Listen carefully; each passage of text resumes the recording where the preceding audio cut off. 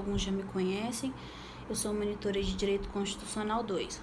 Semana passada foi o nosso primeiro vídeo, onde nós entramos na forma federativa. Nós conceituamos, a federação e também destacamos alguns pontos bem importantes. Nós vimos que a forma federativa ela está dentro das 4 cláusulas pétreas que estão dispostas na Constituição Federal, ou seja, não podem ser abolidas. Vimos também que a República Federativa do Brasil ela é composta pelos Estados-membros, Distrito Federal e municípios, pela união indissolúvel desses, E que, apesar da União ser o poder central, ela não é a República Federativa do Brasil, ela é apenas uma representação. Vimos que nós temos 4 entes federativos, que são a União, Distrito Federal, municípios e estados. E hoje nós vamos entrar na organização dos estados.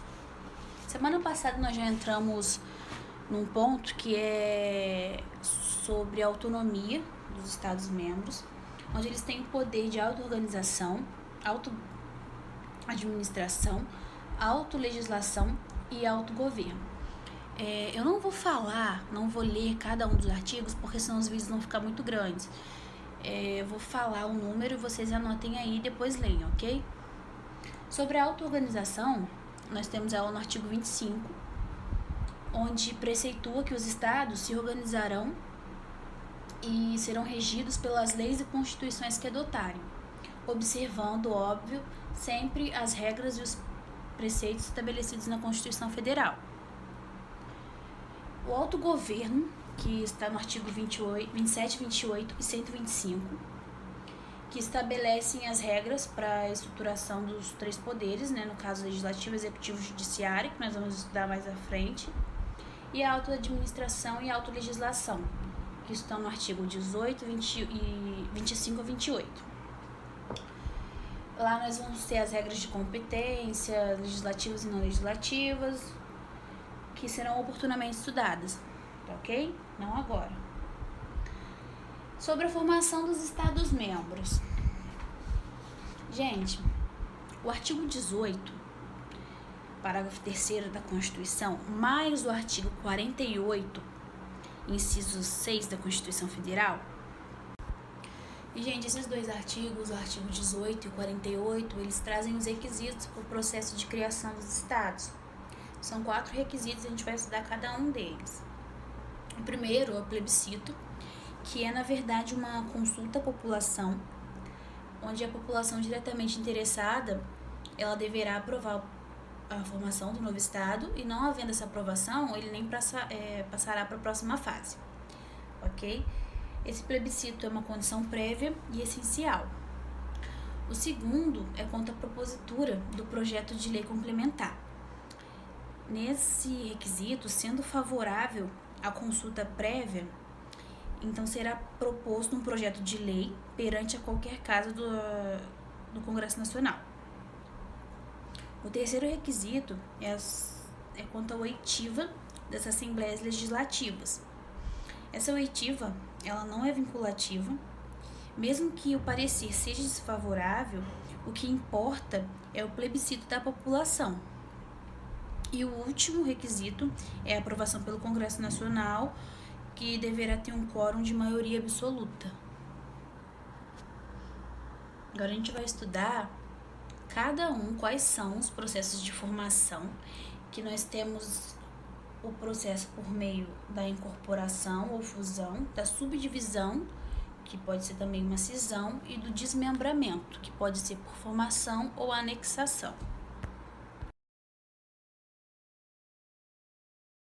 A incorporação, gente, no artigo 18, parágrafo 3º, ele determina que os estados poderão incorporar-se entre si,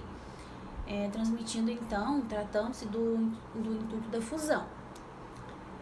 Na medida em que 2 ou mais estados se unem geograficamente, formando um terceiro novo estado.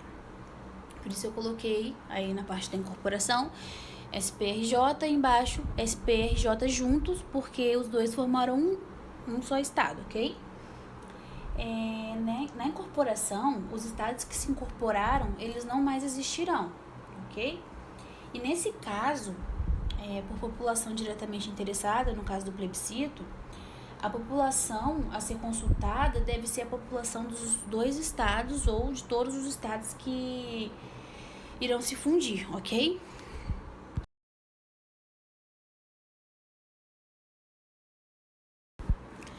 Já na subdivisão, ou também conhecida como cisão, ela ocorre quando um estado que já existe subdivide-se.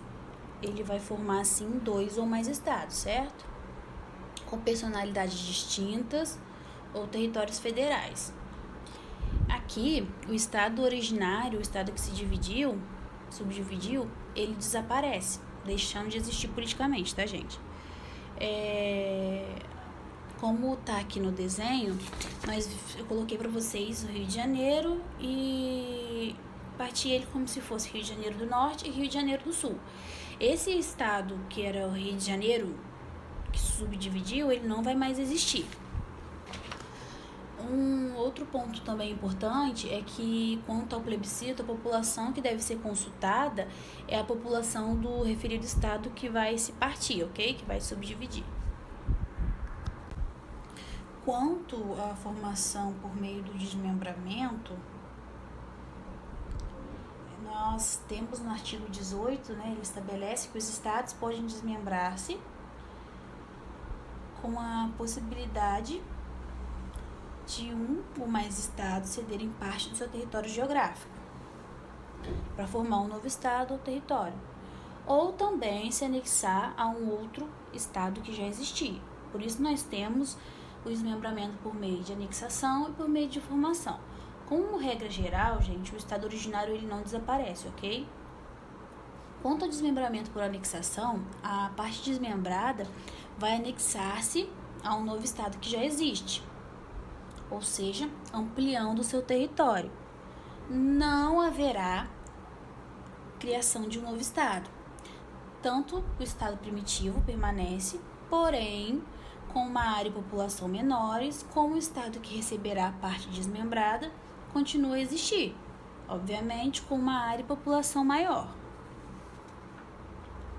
Já no desmembramento por formação, a parte desmembrada ela se transformará em um ou mais de um estado novo ou território que não existia. Reforçando aqui, nos 2 casos, como eu disse, o estado originário ele não desaparecerá, ou seja, ele não perde a sua identidade. No tocante ao plebiscito, a consulta à população, como nós estudamos, a população diretamente interessada deve ser entendida tanto, tanto a do território que se pretende desmembrar, como a do território que receberá o acréscimo. Isso na hipótese de desmembramento por anexação. Já na hipótese de desmembramento por formação, deve ser ouvida a população do estado que sofrerá o desmembramento.